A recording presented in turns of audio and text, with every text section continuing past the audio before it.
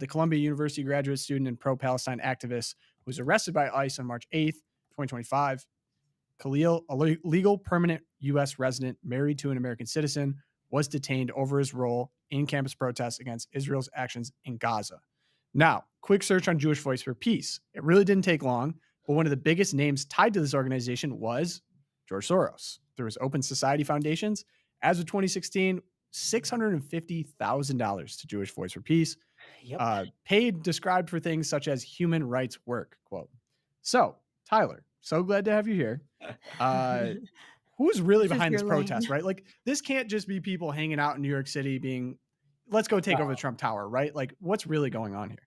Well, so George Soros is one of the main figures in what I call the left's dark money network. And this is the superstructure of big donors that are funneling cash to the NGOs, the woke NGOs that staffed and advised the Biden administration, using the administrative state to force woke ideology on the American people. And when I say woke ideology, I mean critical race theory, gender ideology, climate alarmism, and a preference for technocratic government. And so this ideology is what George Soros champions and pushes, not just here in the US, but also abroad. But it's also interesting that you bring up Jewish Voice for Peace, because I covered them with a few other interesting connections. They actually have this. This is so weird. These left-wing nonprofits are unionizing.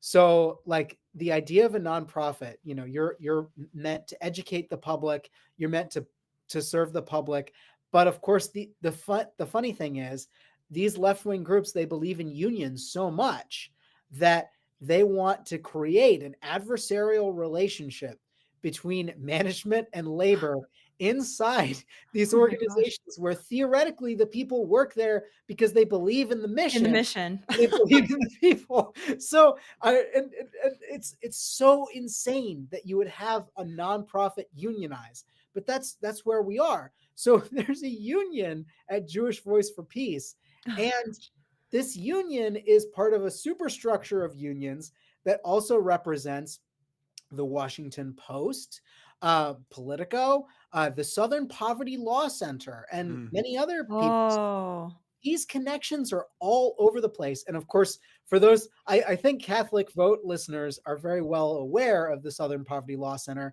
We made it. Yeah. I think we were on a hate map. We were on a hate map for a while. Are you there yet? Yeah. Oh, yeah. Catholic was there. For sure. Make sure. But they demonize mainstream conservative and Christian groups. And this was my first book, Making Hate Pay: The Corruption of the Southern Poverty Law Center, putting them on this hate map with chapters of the Ku Klux Klan, a hate map that inspired a domestic terrorist attack in DC in 2012. But they have the Ruth Institute on the hate map. And when they put the Ruth Institute on there, which those of you who know, I mean, Jennifer Roback Morse is the salt of the earth lady. And the big complaint the SPLC had against her was that she cited directly from the Catechism of the Catholic Church. It stands on like Mein Kampf, man. Oh yeah. So like this is the thing. And this organization, the Southern Poverty Law Center, if it were to be ideologically consistent, they would have to put the entire Catholic Church on the hate map with chapters of the Klan. But of course they don't do that.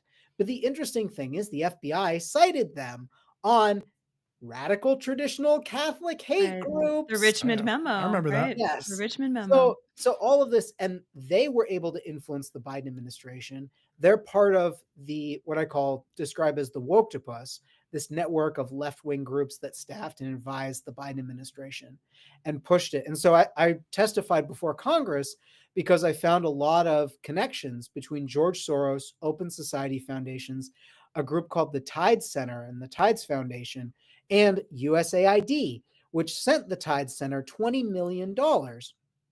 Of course, USAID has been funding the same projects across the world that Open Society has been funding. And Open Society was very clear. They came out with a statement saying, oh, all these claims that we get money from USAID are false. And I'm like, yeah, except back in the early 2000s, you were listing USAID as one of your donor partners. And then oh, wait, well, yes, you don't directly receive money from USAID because you're smarter than that. But you and USAID jointly fund groups like the East West Management Institute. I mean, I can go on and on and on. I have a big story I'm working on literally today Oh, awesome. his impact in Albania, of all places. Whoa. Most Americans aren't familiar with Albania. It's a rather corrupt, unfortunately, former Soviet place Mhm. that. Mother Teresa. Mother Teresa's from Albania. There we Oh, go. wow, Yeah. cool, great tie. I didn't Fun even. fact. Tyler, can I Yeah, just quickly ask you a clarifying question? So yeah, of course. getting back to unions really quick. So Jewish Voice for Priests unionizing. To me, that Yes. suggests that there's so much money there that people would even like in order to unionize, there would have to be so much money for you to be able to demand more, basically. Yes, I mean, And so and so then let me follow up with this. I'm just curious. So with USAID getting exposed for just shocking amounts of American aid going all over the world, but a lot of it actually ending up domestically. So if you could give me a percentage, like how much of these, when I see a protest like this, right, they take over the Trump Tower, how yeah. much of it is organic by percentage? Like if we just got rid of all the funding that goes around everywhere, how much of this would just stop overnight, in your opinion? Oh gosh. I mean, at least 50%, probably Wow. higher. Wow. The difficulty is, so the people are angry about it. But there are a lot of these professional protesters. And you saw this with the college, the anti-Israel riots on college campuses, where you would have these organizations funded often by George Soros, surprise, surprise, and they would be bringing food to these protesters to keep these camps going. And Right. this isn't like normal, this isn't like, Chipotle, this is like Pret a Manger. These are higher staff In New members York who City. go to Starbucks Yeah. and bring coffee for these people. So it's like this is what's going on, and uh, it really raises a lot of questions, like what is George Soros's end goal, and Yeah. yeah, It's interesting because I've been watching the Wisconsin Supreme Court race, right? And Catholic yep, votes very involved there. And everyone's like, oh, this billionaire Elon Musk is putting money into the Wisconsin. These evil billionaires are funding a Supreme Court race. It turns out that the pro-abortion candidate is funded like 60% by George Soros directly. And I think like whenever we hear the Woketopus, which is a great term, whenever you hear the whole Woketopus story, you start to feel like that meme with the guy, It's Always Sunny in Philadelphia, with Charlie like, Day. yes, oh, here's this book. Okay, buy The Woketopus by Tyler O'Neill. There's your ad for the not day. working very well. Oh, yeah, it's that weird camera. But you start to feel like, okay, am I crazy? All these red lines, like, how can this possibly be real? Or I was looking at your graphic, Tyler, where you have like all of the action items in the center, and then the government agencies connected with the supposedly, private NGOs and 501c3s on the top. And but you start to, when you follow the money, the tentacles are so embedded. You start to feel like it. Can we turn this back at this point? Is it possible to untangle? And I know that that's sort of like the Doge Elon Musk mission right now. But if I was to ask you to predict, 3 years from now, will there be a mortal blow to the George Soros effort to remake America? What can we do at this point?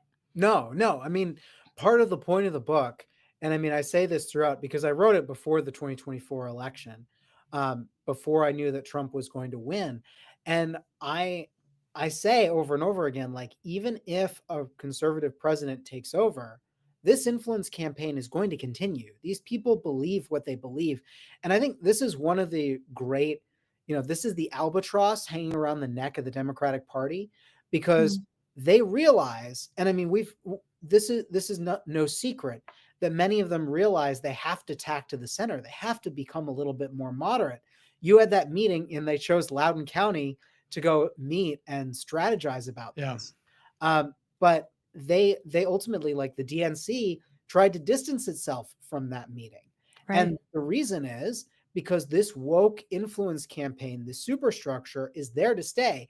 And also, like, this is one of the things I had to defend the First Amendment from Bill O'Reilly because I went on O'Reilly's show and he was like, well, Tyler, this dark money Shouldn't we get rid of this dark money? And I'm like, well, no, actually, dark money just refers to your right as an American to give money to a cause that you believe in and not Right. have your identity revealed. This is a very important right. Like the NAACP and Americans for Prosperity have fought for this right, and it is rightly theirs. Mhm. But what you don't have a right to is the people's money. So one of the things, we're thankfully Elon Musk, President Trump are going through all these federal grants and trying to get rid of the woke money that goes to them. The problem is, George Soros and his network and these people like Pierre Omidyar, they have a lot of independent money and they're bankrolling it themselves. Mhm. So the Woketopus is going to continue. What I think we can prevent, like what I think we can do, is cut off the tentacles from re-entering the administrative state. But this is a long-term process, and this is not something that Trump has been super muscular. He's exceeded my expectations in the beginning of this administration, but this is not something you solve in 4 years. And Right. this is a long-term fight.